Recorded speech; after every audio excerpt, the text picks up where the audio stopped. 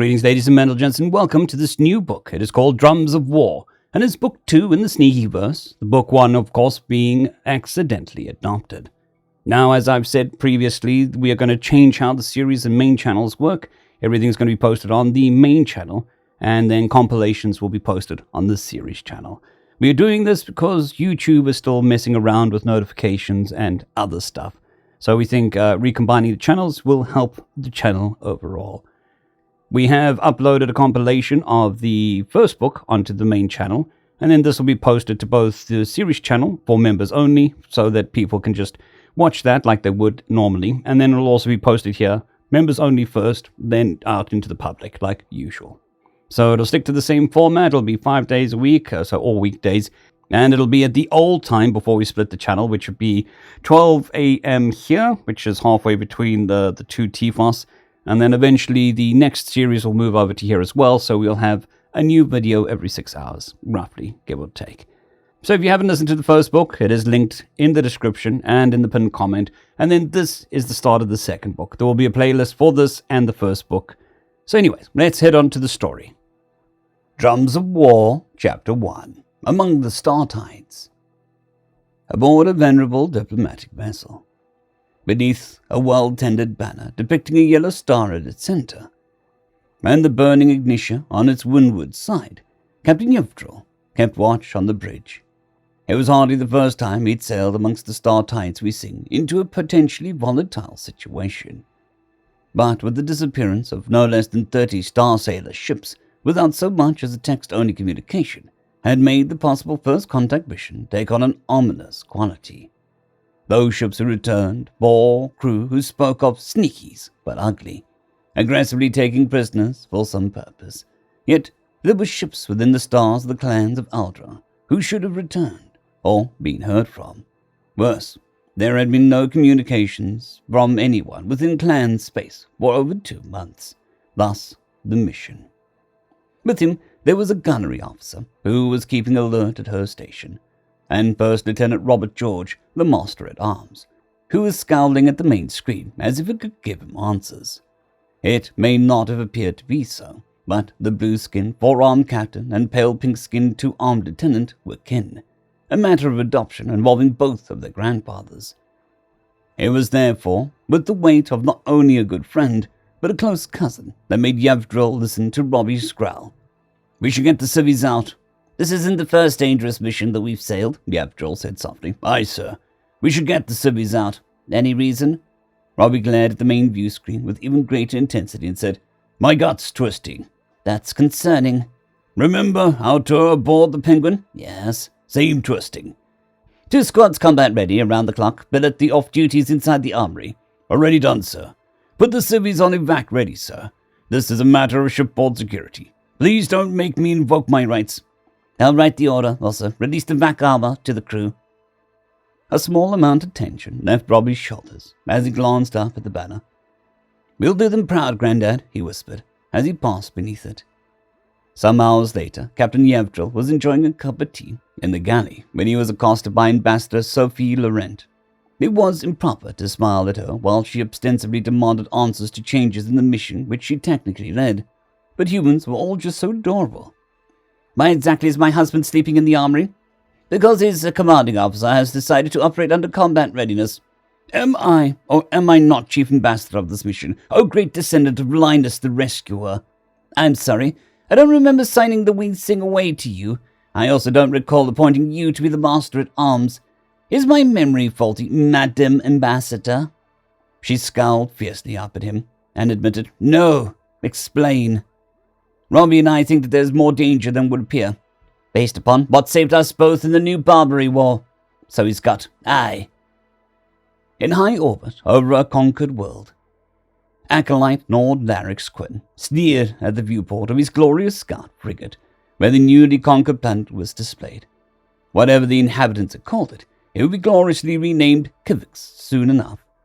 Acolyte Lord Larix Quinn knew that it was only a matter of time until all peoples are given up to the glory of Axur, just as these inferior insectoids were now. The Priestmasters had originally expected the enormous beetle size, chitin, and multiple limbs to provide a worthy challenge to Exarch might, yet they were worthy only of sating the thirst of Azure. May the stars quake at his name. The blue-skinned Exarchoids had proved less disappointing. They were still surprisingly weak for their size, but at least their idea of fighting wasn't to form a line and fire in volleys.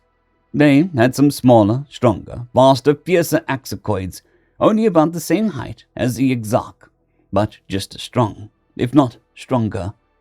The larger four-armed blue warriors engaged at range with multiple weapons, while the smaller warriors, which had only the proper 2 arms, came in close to meet Exarch warriors in glorious blade-to-blade combat. The dead had earned their young the right to one day prove themselves worthy of service to the Exur. However, Acolyte Lord Nerix Quinn was dissatisfied with how few such ships had been captured, a mere dozen, as all the rest had either already been sailing away when the glorious invasion began, or else fought to the death rather than surrender.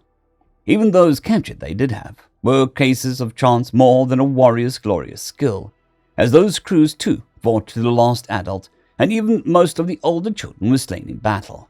Truly, these unworthy dung beetles were a waste of his warrior's talents, and such capable foes lurked beneath his sight. An initiate highborn made his obeisance before making his report, while still bowed at the waist. As is proper, "Acolyte Lord, there comes a ship within hyperspace communications capabilities. An ambassador requests contact with the rulers of the unworthy, and do not know our glory." Acolyte Lord Nerix Quinn did not take his eyes from the view screen as he commanded, "Correct their error." "I obey," the attendant said as he shuffled back to his station. "Report from station." "I obey. They request a diplomatic meeting." "The behavior of the unworthy. What is the unworthy race which desires to grovel at my sandals?" "Acolyte Lord, it is by the pink warrior race, as well as the 4-armed warriors." "They come to investigate the lack of communications." "They send diplomats to investigate, Acolyte Lord. They put out their throats to us." "This insult shall not stand. Gather the escorts, set and intercept course." Later, in a desolate space between systems. 2 days ahead of schedule, the Among the Star Tides We Sing was ripped out of hyperspace by a gravity spike. The frigate and 2 escort cruisers barred her way, and were transmitting demands for her to heave to and prepare to be boarded. "Get the children and all non-essential crew to the lifeboats." All hands, get into evac armor. I say again, all hands, get into evac armor. Unknown Xeno boarding party imminent. Use stored Atmo only. Unknown Xeno's boarding party imminent. Quarantine protocols and hostile response readiness protocols are in effect," came Robbie's voice over the intercom. "You heard the man," the captain said, as he led by example and made his way to the lockers at the aft of the bridge. Meanwhile, Corporal William Laurent sighed as he heard his CO's orders blaring. "Time to get in the shiny armor." Sophia Laurent took in a deep breath and said, "See you at the greeting party. I'm sure the other ambassadors are already suiting up." "I really hate his gut feelings." "It's probably fine. Just a star nation who thinks conquest is actually a thing we'll let them get away with. I'll give them a good talking to, Will." One suiting up later, and the greeting party was assembled at the forward port airlock. Said party consisted of ambassadors, Sophia Laurent of the Republic, Li Wei of the Pacifica, Mikhail Volkov representing CIP interests, Trevay Drilby speaking for the Star Sailors, and 1 squad of Honor Guard, the elite platoon of Republican naval infantrymen charged with the safety of the Wee Sing and her crew and passengers. The ambassador's face could be seen through the faceplates of their armor, and the coloring of the same was according to the flags of each of them served, but the power-armored infantrymen were white and faceless, designed to strike a balance between intimidating and non-threatening. They were even standing at attention, with their shipboard shotguns mag-locked to their backs rather than in their hands for ready use. Anyone who knew anything about Terrans would think that a mere gesture at best, but it was the thought that accounted. The Xenos were of a height with a human, their skin scarlet, garbed in simple cloth uniforms, armed with what looked like long plasma casters, had bony protrusions on their elbows and knees, on the knuckles, and from the chin of the obvious leader. Obvious because he wore a flowing robe rather than a stark uniform. They swaggered into the corridor, oozing superiority until the entirety of the party was in view. Then his expression darkened and he demanded, "What is the meaning of this?"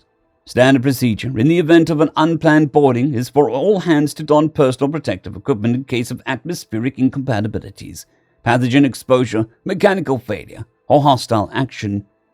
Ambassador Levy explained calmly. "You think us such dishonorable filth that you bring more machines to guard our meeting?" The rippling laugh coming from the armored infantryman startled the Xenos official even more than the realization that the greeting party was armored. "You have your honor guard," Ambassador Laurent said, with a sweeping gesture towards the soldiers before turning to her honor guard and saying, "And we have ours." "I see," the Xeno leader said. "Who are you, and what do you do in the Dominion of Exarch?" "I am Ambassador Sophie Laurent of the Republic of Terra and her aligned planets." "I am Mikhail Volkov of the Coalition of Independent Planets." "Levy of Pacifica." "I am Trevade Trilby, I speak for the Lord Admiral Council." "So many little nations," the Xeno leader sneered. "Acolyte Lord Narexquin bids you come aboard, that you may beg mercy at his sandals and be proven worthy of service to Oxur. Let your warrior machines follow if your bellies lack courage." Corporal Laurent set his faceplate to transparent and said, "What about us fleshy types?" The herald's eyes went wide as he realized that there were living beings under the armor, but he covered it well. "So it is for honor you come. We will not deny this custom. It is like to our own." The Xenos herald's words hung in the air like the chill after snow. Ambassador Sophie Laurent stepped forward, her voice calm but resolute. "We come in peace, seeking understanding and communication. We are representative of our respective nations, here to open diplomatic relations. We request safe passage to your vessel to meet with Acolyte Lord Narexquin and discuss matters of mutual interest and concern." The herald openly regarded the ambassadors with a mixture of curiosity and skepticism. After a brief pause, he nodded slightly. "Very well, ambassadors. Follow me, and your honor guard may accompany you. But remember, you are guests in our domain." With those words, the Xeno official turned and led the way down the corridor, the ambassadors and honor guard falling in line behind him. The atmosphere was charged by the weight of responsibility shouldered by the ambassadors in that moment, and they knew that they marched into battle as much as any of the honor guard beside them had ever before. As they reached the airlock of the Xenos frigate, Ambassador Levy couldn't help but feel a sense of foreboding as she became keenly aware of her vulnerability, but resolved to step in anyway. This encounter could be a pivotal moment in the unfolding events, and the ambassadors carried the hopes and expectations of their nations on their shoulders. Ambassador Mikhail Volkov exchanged a steely glance with Ambassador Sophie Laurent, and she returned his hard gaze so he knew her resolve matched his. They knew the risks involved, but they suspected that the information they gathered in the next crucial moments could mean the difference of 2 billions of lives. The delegation entered into the belly of the beast. Meanwhile, the diplomatic staff were not idle. While the Terran nations generally preferred to compartmentalize their operations, the hostile actions the Weesing had already been subject to represented an action that triggered the mutual defense treaties. Therefore, the teams were consolidated and resplit by specialty. The cultural and linguistic analysts formed one team, the threat and strategic analysts formed another, while the former covert operatives formed the last and most important. The team was led by 4R490RN, pronounced Aragon, a Republican naval intelligence officer with a permanent rank of captain, but the operative rank of chief warrant officer, as well as a Digitan. These experts in covert communication worked feverishly to identify what quantum entanglement bands were being used for communication.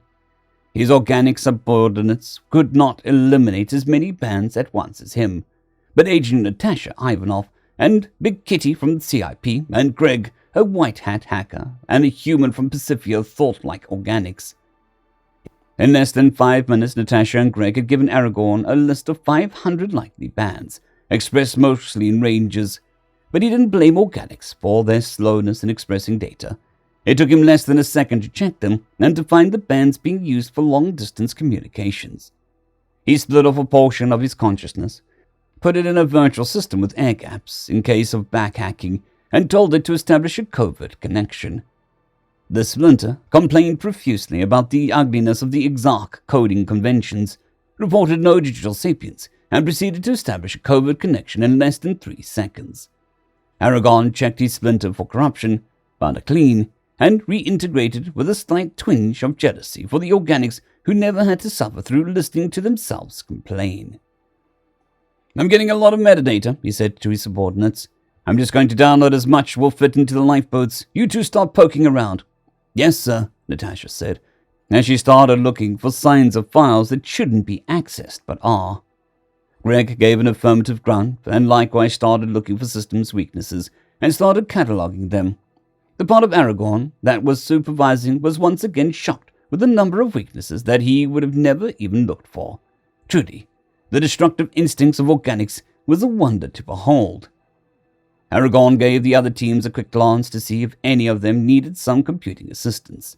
Dr. Johnson, who Aragorn liked to call Ems, was leading a linguistic and cultural team in the examination of the translation matrix that the Exarch had sent over. "There are tons of phrases involving glory, hunger, service, and thirst. I think the Oxer is a deity of sorts," one of her subordinates was saying. "I've identified some formal turns of phrase. I'm forwarding them to the ambassador team." The threat and strategic analysis team were meanwhile going over scanner data of the 3 ships which had ripped the Among the Star Tides we sing from hyperspace, as well as the scanned footage of the foot soldiers from their entrance, and the helmet cams of the honor guard and diplomatic teams. The data of the soldiers was promising. Their cloth uniforms offered no meaningful protection, and the plasma casters couldn't hope to penetrate the battle screens of the honor guard's power armor. But they likely had heavier weapons aboard for just such a foe. The ships were less promising. If all 3 ships were to engage the Weesing at once, her only hope for survival was to take evasive action and attempt to get to minimum hyperspace distance while under fire. While she was outfitted with the best available weapons, battle screens, and armor her frame and reactor could support, the frigate and escorts had sufficient firepower and maneuverability to make that a forlorn hope. Major Chen of the Republic was conferring with the captain and master-at-arms. "I'm sorry, sirs. If it was a stand-up fight, we might be able to scrape out, but we have precious cargo aboard." "Lifeboat, Gambit," Robbie said. "I'll get the rest of the squad ready to counterboard. We're going hot and heavy. AV munitions and salvage denial systems." "Aye, make it so," Captain Yevdril ordered with obvious anguish. "A lifeboat, Gambit. Well, that is dire," Aragorn concluded. "I report along with the honor guard and disrupt the frigate systems," he interjected. "See you aboard, Chief," Robbie said. "Aye, sir." "We're holding off until they make their move. There's still the chance that this doesn't go violent," Robbie said sternly. Greg chose that moment to vomit on the deck. A quick check of the files he was viewing, and Aragorn had to resist the urge to jump into the frigate and start slagging their systems in pure rage. Instead, he put the video file up on all the displays. It was a ritual of sorts. There were Exarch in ceremonial robes chanting, nude females doing the same, and a large, well-muscled male with bony protrusions from his chin wearing a headdress that looked disturbingly like the chiton of the Dynasticals, the local race of sapient bipedal beetles. That wasn't as disturbing as when the 2 male Exarch dragged a juvenile Dynastical female up to the male with her headdress and roughly heaved her onto the altar before her. "For the glory of Oxur," he declared, as he plunged the wicked dagger into her thorax. She screamed with agony of it. "There are millions of these videos," Aragorn said. "Peace is not an option," Captain Yevdril declared. "Aye, sir," Robbie agreed. "Get the faceplate resecured," Aragorn ordered. "The Master-at-Arms is going to pump Atmo into the storage soon." "Staff, get your asses to lifeboats unless you're getting into power armor with the rest of us, shiprats," Robbie ordered. "It's that kind of fight." Meanwhile, the Herald brought the diplomatic team to the bridge, where Acolyte Lord Narek Squid was lounging imperiously upon his command throne. He didn't know whether these armored savages understood the disinterested expression, but less subtle insults would reveal the extent of their cowardice. His herald introduced him properly. "Behold, you come before Acolyte Lord Narek Squid, Lord of the 4th Scouting Formation, Conqueror of 5 worlds, and Chosen of Oxur. Acolyte Lord, these who beseech you are Ambassador Sophie Laurent of the Republic of Terra and her aligned planets, Ambassador Mikhail Volkov of the Coalition of Independent Planets, Live of Pacifica, and Trevi Drovi, who speaks for the Lord Admiral Council. Acolyte Lord Narek Quinn was pleased to see the eyes narrow on the faces of all the ambassadors. If they had the gall to insult the dominion of Exarch by sending a diplomatic vessel, it was well that they could at least detect an insult. He rose from his command throne with the easy grace of those born and bred to command, and began, "Ambassadors, I permit you to offer your tribute and kiss my sandals. Begin." "You make a racket on our 10 flaps and tell us to kiss your sandals. Go wash your brow, O youth, for the dust of your father's tread is upon it still," Ambassador Vey retorted coolly. "Here you squat over the fields and herds of our neighbor, who dwelt thus alongside us for many years without contention, and still you demand of us tribute," Ambassador Volkov added. "I see your face for the first time, and I do you honor as a guest upon the doorstep of the Republic. She sends forth a favored daughter to treat with you, yet you believe that you can swagger over her even while the Republic's sons are grit with their souls at her side. Do I speak to a man or a boy?" "The ships cry out in their death throes," Trevi accused of the matronly wrath. "Your hands drip in the blood of their crews and families, and there you sit, the murderer of ships and folk, thinking that amongst the stars we who sail the peril shall simply bow down. I come to warn you, surrender those among you guilty of the crimes to justice, or let the wrath of the stars burn you away." This was not the weak, bell-eyed groveling from the inferiors he was used to. His commander had just conquered the entire nation of 30 star systems. Did they not see their peril? Well, it was true that these seers knew little of these other nations, yet why should they care for inferior races? What loss is a few ships in the face of the might of Akzur's chosen? It was startling, to say the least. "Foolish servants, do you not see the might of a mere scouting formation? You speak of strength, yet you, of a different nation, share a single pathetic ship. We could destroy it in an instant. You put out your throats to me, thinking me weak and docile, and then blanch when I should bite. Who is the fool here?" "We shall see. Beg your favors of us. We shall hear you now."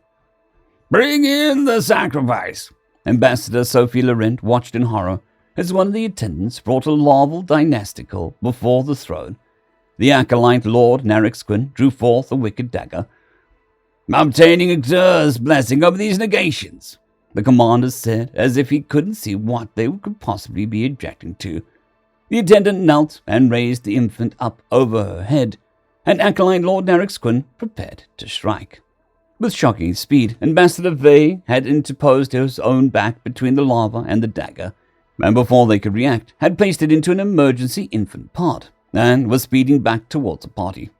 "Seize the hostages!" Acolyte Lord Narek Quinn screeched as he realized the ruse had fallen away, and the ambassadors would not surrender themselves as hostages wittingly. The honor guard, shining white armor, suddenly flashed to matte black, and red lights glowed where it would appear from the outside their eyes were, and they drew their boarding shotguns faster than the Exarch's eyes could track. Those guards, moving to take aim, suddenly found themselves in the path of armor-piercing ferrous material, which barely noticed converting them into so many ribbons of pink mist and bloody chunks as they punched through the hull. While the ship's hull was sound enough to not decompress explosively, the RNI honor guard put enough holes in the hull to bring the bridge to near vacuum before the emergency structural force fields could spin up. Half of the bridge crew was gasping for air that wasn't there. A quarter of the rest were already dead. While only a quarter had managed to get their emergency environmental suits on, Acolyte Lord Narek Quinn gaped in horror as a single squad of warriors made short work of his guards and started fighting retreat back to their ship from the relative safety of his command throne's emergency commander seal. "That's our cue," Robbie said, as he led the remaining 3 squads in a charge along the umbilical connecting the airlocks. The enemy attempt to depressurize the corridor and starve the honor guard of air they weren't using was predictably ineffective. "Secure the evac route for the civvies," he ordered. "Then it's time for blood." "Aye, sir," came the roar over his comms. "I'm in," Aragorn reported, and started opening doors for the honor guard, venting compartments occupied by the enemy, disrupting communications, and otherwise using the ship's systems to make a deadly nuisance of himself to the exarch aboard. In short order, the diplomats were escorted back to the Wee Sing, loaded into lifeboats, and launched with all speed towards minimum hyperspace distance.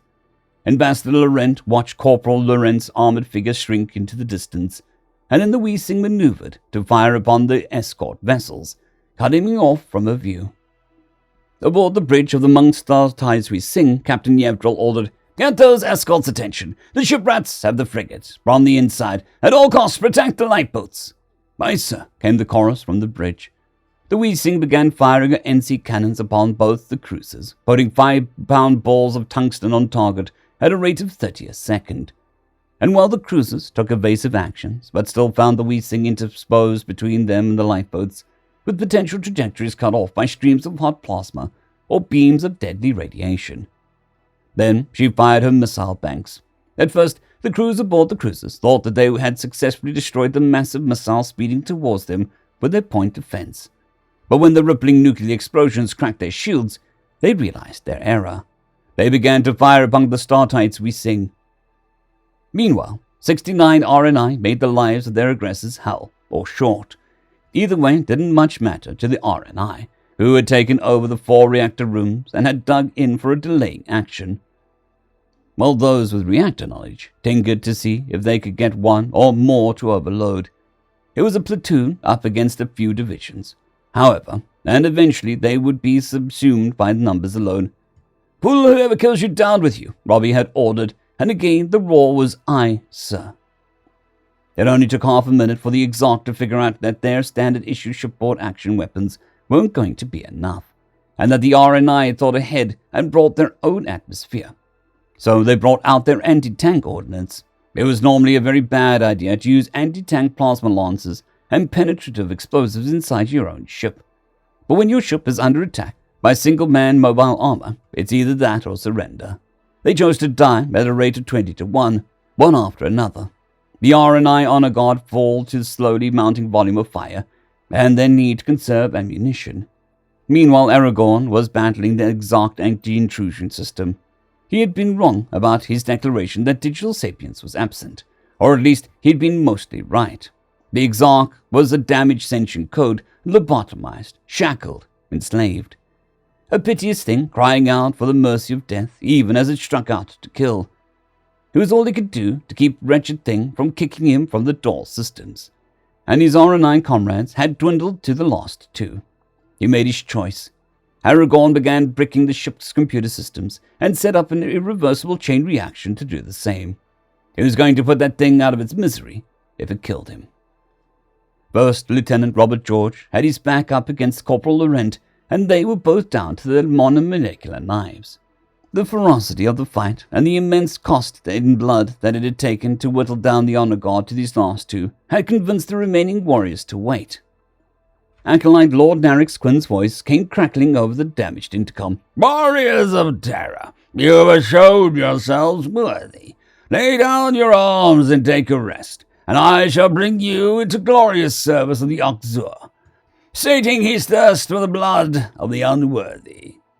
Aboard the lifeboat, Ambassador Laurent watched the feed from Corporal Laurent's helmet cam. Tears streamed down her face as she heard her husband whisper, "Witness me," as he plunged his monomolecular blade into something vital-looking and was then washed out by a bright light. Then she cleared the display and looked at the main view screen. 10 seconds to jump. However, the frigate was starting to maneuver underpowered as it was. Aboard among the Tides Wee Sing, Captain Yevdril saw the frigate moving to target the lifeboats. Without a second thought, he ordered, "Make ramming speed for the hunk of junk. Overload the reactor."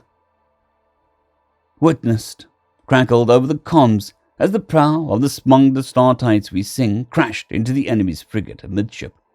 She erupted in a sphere of atomic hellfire that battered all 3 assailing ships. And in the 2 minutes it took for the escort cruiser systems to recover, the lifeboat slipped into hyperspace and beyond their reach. Though to be fair, the frigate was missing a significant chunk and was unlikely to recover at all. End of chapter. I'd greatly like to thank our Tier 5 channel members, Casper Arnholtz, John Creighton, Manatharia, 050, Dragzoon WRE, and Elijah Silvercross. Thank you very much.